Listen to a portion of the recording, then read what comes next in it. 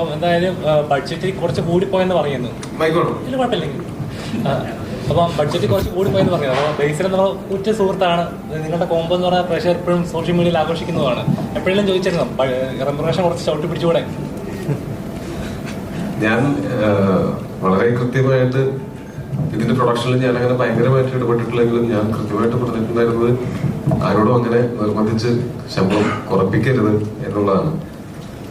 അതിനൊന്നാമത്തെ കാര്യം, എല്ലാവർക്കും പണിയെടുത്താൽ അവർ അർഹതപ്പെടുന്ന അവരുടെ പൈസ കിട്ടിയിരിക്കണം എന്നുള്ളത് എനിക്കും അറിയാവുന്നതാണ്. അത് കിട്ടാതിരിക്കുമ്പോൾ ഉണ്ടാവുന്ന വിഷമമൊക്കെ എനിക്ക് നല്ല കൃത്യമായിട്ട് അറിയാവുന്നതാണ്. ഞാൻ കൂടുതലും ഈ പറയുന്ന പോലെ ശമ്പളം മേടിക്കുന്ന അല്ലെങ്കിൽ ആ ക്രിയേറ്റീവ് ആയിട്ടുള്ള സൈഡിലാണ് ഞാൻ കൂടുതൽ വർക്ക് ചെയ്തിട്ടുള്ളത്.